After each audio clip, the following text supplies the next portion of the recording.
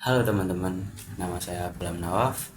Di sini saya akan mengulas dan membahas sebuah buku yang berjudul Orang Islam Harus Kaya, karya Rahmat Ramadhani Al-Banjari. Buku ini terbit di tahun 2009 di Bangunpetapan Yogyakarta yang ditulis oleh Rahmat Ramadhani Al-Banjari, yaitu seorang penulis dan motivator asal Indonesia yang dikenal dengan karya-karyanya yang mengangkat tema-tema keislaman, motivasi, dan pengembangan diri. Saya menemukan buku ini di rak buku milik orang tua saya, sebuah temuan yang awalnya terasa biasa aja, tetapi berubah menjadi sesuatu yang menarik perhatian saya ketika saya melihat judulnya. Judulnya begitu sangat sederhana, namun memiliki daya tarik yang kuat, seolah-olah menyampaikan pesan tersirat untuk segera bertindak dan menjadi orang kaya. Hal ini langsung memicu rasa penasaran saya, memunculkan berbagai pertanyaan di benak saya. Apakah buku apakah buku ini benar-benar dapat memberikan saya cara instan untuk menjadi kaya raya dalam bentuk uang? Ataukah ada makna yang lebih dalam dan lebih luas yang ingin disampaikan oleh sang penulis? Setelah saya baca-baca buku ini bukan sekedar panduan instan untuk menjadi kaya. Sebagaimana pepatah mengatakan, don't judge a book by its cover. Jangan menilai buku dari sampulnya aja. Buku ini menuntut kita untuk memahami unsur-unsur penting yang diperlukan untuk mencapai kekayaan yang sesungguhnya, yaitu kekayaan yang membawa kedamaian jiwa, kebahagiaan keluarga, serta manfaat yang meluas bagi umat muslim. Penulis menjelaskan dengan baik bahwa menjadi kaya bukanlah suatu tujuan akhir, melainkan sarana mendekatkan diri kepada Allah, membantu sesama, dan memperkuat umat Islam. Terdapat banyak poin yang diajarkan dalam buku ini. Poin awal yang dihadirkan dalam buku ini adalah penjelasan hakikat kaya dan miskin dalam Islam.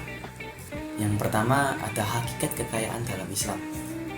Kekayaan yang dimaksud di sini adalah kekayaan yang tidak harus dilambangkan dengan banyak uang, harta benda, perhiasan, dan materi lainnya. Tetapi lebih jauh lagi, yakni kekayaan rohani sebagai modal yang diharapkan mampu mengakses dan mengembangkan sumber-sumber ketenangan, ketentraman, kedamaian, kebahagiaan, dan kesejahteraan hidup yang hakiki. Yang kedua, ada hakikat miskin dalam Islam. Menurut jumhur ulama, yang disebut miskin dalam perspektif lahiriah ialah mereka yang mempunyai harta atau penghasilan layak dalam memenuhi kebutuhannya dan orang yang menjadi tanggungannya, tetapi tidak sepenuhnya tercukupi. Dan adapun fakir, yaitu orang yang tidak mempunyai harta atau penghasilan yang banyak dalam memenuhi keperluannya, sandang pangan, tempat pendidikan, dan segala sesuatu kebutuhan pokok lainnya. Adapun juga yang terakhir, yaitu orang yang berjiwa miskin. Bila naik atau menduduki suatu jabatan, maka ia akan sibuk mencari rampasan dan memungut upeti.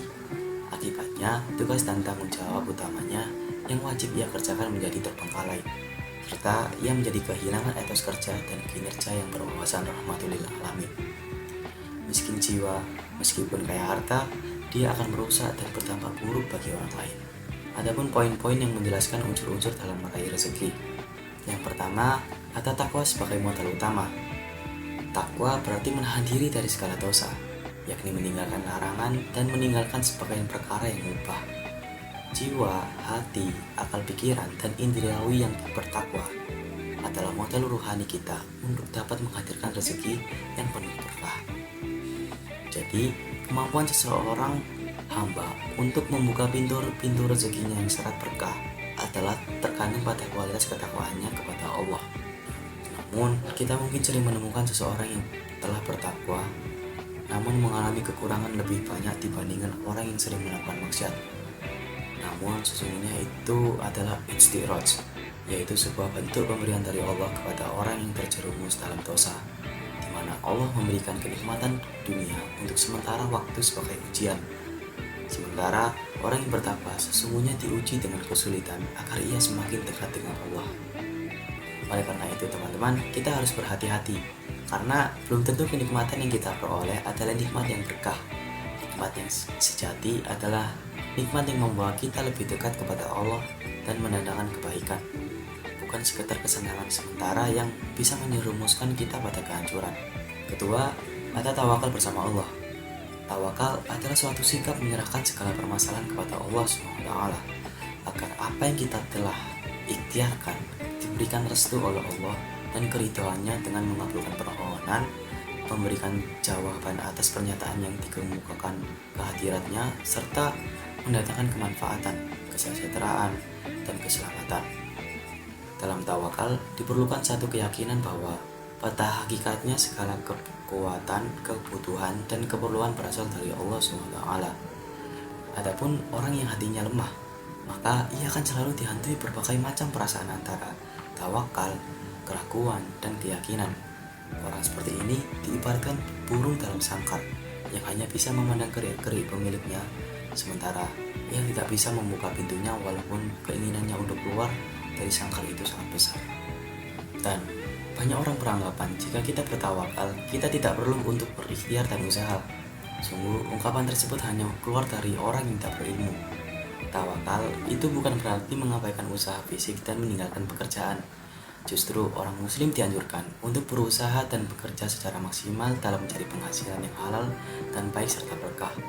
Hanya saja, dia tidak boleh bersandar pada usahanya semata-mata, tetapi berkeyakinan bahwa segala urusan itu berada di tangan Allah SWT.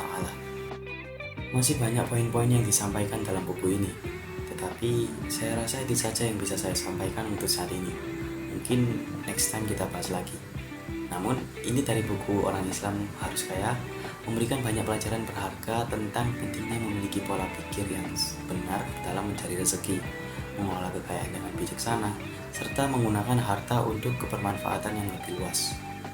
Buku ini mengajarkan bahwa menjadi kaya bukan hanya sekedar keinginan, tetapi juga sebuah tanggung jawab bagi umat Islam.